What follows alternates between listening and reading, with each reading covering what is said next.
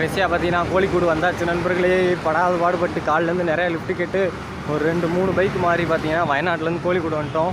So கோழிக்கூடுலேருந்து பார்த்தீங்கன்னா இப்போ நான் வந்துட்டு நான் கோழிக்கூடு பீச் போயிட்டுருக்கேன்.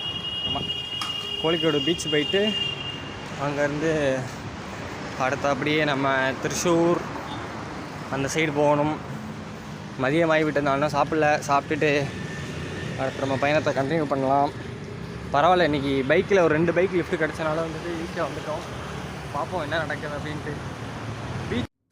ரொம்ப நேரத்துக்கு அப்புறம் பார்த்தீங்கன்னா ஒரு லிஃப்ட் கிடச்சிருச்சுங்க. ஆனால் நான் இந்த லிஃப்ட் கேட்கல, அவங்களா தான் இந்த பின்னாடி மேப்லாம் பார்த்துட்டு நிப்பாட்டினாங்க. அப்புறம் கேட்டாங்க எங்கே போகிறீங்க என்ன இதெல்லாம் கேட்டாங்க. சொன்னேன் இது மாதிரி கேரளா ஃபுல்லாக வாக்கர் லிஃப்ட் போயிட்டுருக்கேன் ப்ரோ அப்படின்னு சொன்னேன். அதுக்கப்புறம் சரி வாங்க நான் கொஞ்சம் தூரம் போகிற வரைக்கும் இறக்கி விட்றோன்னு சொல்லிட்டு அப்படியே வாங்கன்னு சொல்லிட்டு கூட்டிகிட்டு போயிட்டுருக்காங்க.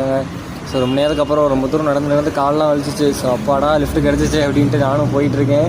அப்படியே சாப்பிட்டு போகலான்னாங்க. நான் ஃபஸ்ட்டு வேணாம் ப்ரோ அப்படின்னேன். அப்புறம் நாங்களும் சாப்பிடல, வாங்க இவ்வளோ தூரம் வரீங்க, நாங்கள் இது கூட பண்ணாமல் எப்படி அப்படின்னு சொல்லிட்டு சாப்பாடெலாம் வாங்கி கொடுத்தாங்க.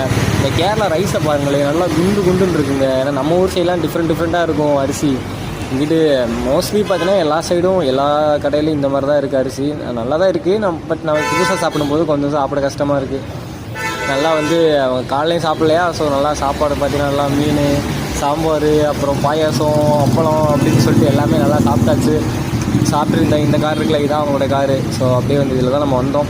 சாப்பிட்டுட்டு அப்படியே வந்து கிளம்பியாச்சு. அவங்க கொஞ்சம் தூரம் போகிற வரைக்கும் ட்ராப் பண்ணிட்டு இருந்தாங்க.